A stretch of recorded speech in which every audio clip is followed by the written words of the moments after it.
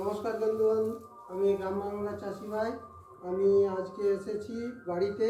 এখন শীতকাল পড়েছে আর এই সময় ছাতু লাগানোর সময় আমরা এই যে বাড়িতে যে মাশরুম লাগাই, ওই মাশরুম কীভাবে চাষ করতে হয় আমি দেখাচ্ছি। এই দেখুন, এইরকম আমন ধানের এইরকম খড়ের আঁটি নিয়ে এসেছি। এই খড়ের আঁটিগুলোকে এইখান থেকে এতটা অংশ বাদ দিয়ে দেবো, আর এইখান থেকে এই জটের দিকে এতটা অংশ বাদ দিয়ে দেবো। এবার এগুলোকে ছোট ছোট করে কেটে, এইরকম ছোট ছোট করে কেটে এগুলো আমরা পুকুরে 24 ঘন্টা ভিজিয়ে রেখে দিতাম। এবার পুকুর থেকে তুলে নিয়ে আসছি। এবার দেখুন, এই যে আর কি কি জিনিস লাগবে। এই যে মাশরুমের জন্য এই যে পলিপেপার লাগবে, এই পলিপেপারের ভিতরে মাশরুম চাষ করবো। আর এইগুলো হচ্ছে সব মাশরুমের বীজ। এইগুলো খড় আর এর সঙ্গে দিলে এতে মাশরুম তৈরি হবে। এই দেখুন কীভাবে মাশরুমগুলো তৈরি করতে হয় আপনাদের দেখাচ্ছি। এই দেখুন, এই যে পলিপেপারটা আছে, এই পলিপেপারের ভিতরে আমরা প্রথমে খড় ভরে নিচ্ছি। এই দেখুন, এইভাবে পলিপেপারের ভিতরে আমরা খড় ভরে নিচ্ছি। এইভাবে কিছুটা করে খড় ভরে নিচ্ছি।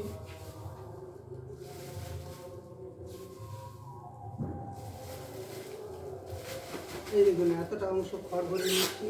এবার হাত দিয়ে চেপে চেপে ভালো করে খড়গুলোকে চেপে দিচ্ছি। দেখুন, এই খড়গুলোকে ভালো করে হাত দিয়ে চেপে চেপে চেপে চেপে একটু বসিয়ে নিচ্ছি।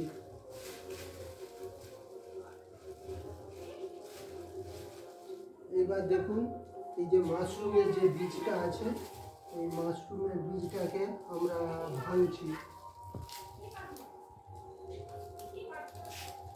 এই মাশরুমের বীজটাকে আমরা একটু গুঁড়ো গুঁড়ো করে নিচ্ছি।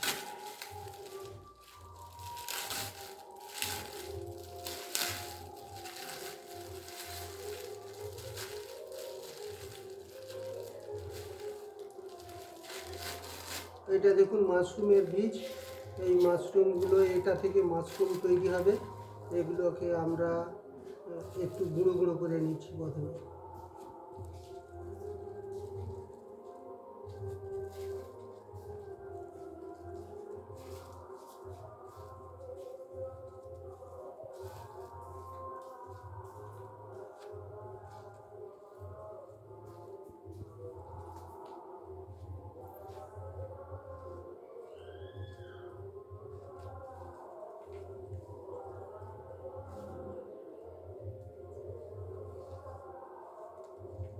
এগুলো ধান থেকে তৈরি হয়েছে মাশরুমের বীজ।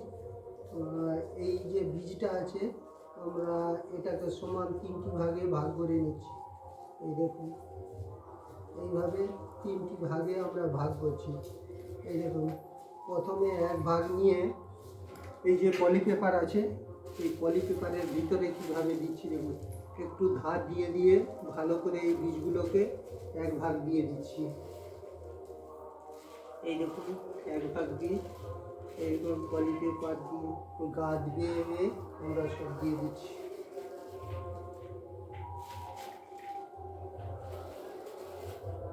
এক ভাগ বীজ দিয়ে দিচ্ছি।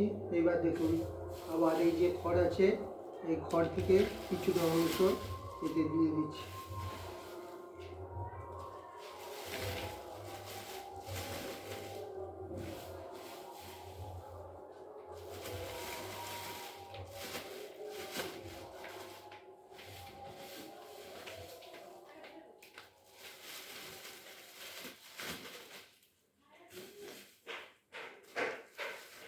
দেখুন, খড় কিছুটা দিয়ে দিচ্ছি। এবার হাত দিয়ে এই খড়টাকে আমরা চেপে চেপে, চারপাশে চেপে চেপে আস্তে আস্তে চেপে চেপে একটু বসিয়ে দিচ্ছি। এইভাবে হাত দিয়ে চেপে চেপে একটু বসিয়ে দিচ্ছি যাতে বেডটা ভালো আসে। এইভাবে আমরা যে চেপে চেপে বসিয়ে দিচ্ছি, এই বসানোর পরে আমরা আরেক ভাগ ছাতুর বীজ এতে ছড়িয়ে দেবো। এই দেখুন, আমার বসানো হয়ে গেছে। এইবার এক ভাগ ছাতুর বীজ নিচ্ছি, নিয়ে আবার এরকম হাত দিয়ে দিয়ে সব ছাতুর বীজগুলো এতে দিয়ে দিচ্ছি।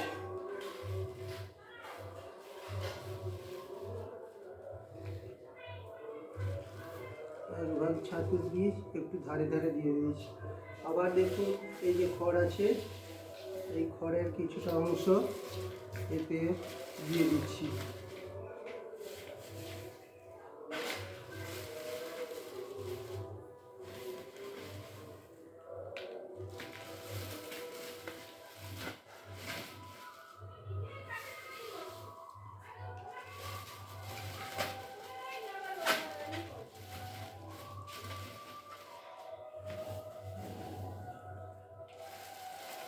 এই দেখুন খড়টা আবার এক অংশ দিয়ে দিচ্ছি, দিয়ে এরকম ভালো করে হাত দিয়ে চেপে চেপে এগুলোকে বসিয়ে দিচ্ছি। দেখুন ঠিক এইভাবে এতটা অংশ খড় দিয়ে আমরা এরকম চেপে চেপে ভালো করে চারপাশে চেপে চেপে বসিয়ে দিচ্ছি। দেখুন আরেক ভাগ যে ছাতুর বীজ আছে, এই বীজটাকে আমরা উপরে পুরোটা ছড়িয়ে দিচ্ছি। এই দেখুন এক ভাগ ছাতুর বীজ, এই ছাতুর বীজটাকে আমরা উপরে ভালো করে এরকম ছড়িয়ে দিচ্ছি।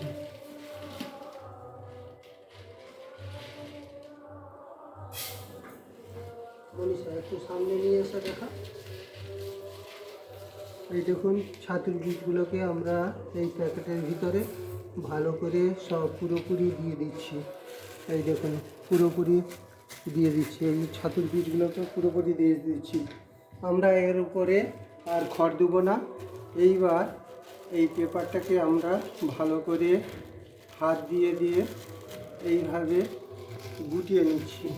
এই দেখুন এই পেপারটাকে ভালো করে এইভাবে গুটিয়ে নিচ্ছি। এর ভেতরে যে বাতাস আছে ওই বাতাসগুলোকে একটু বের করে দিচ্ছি।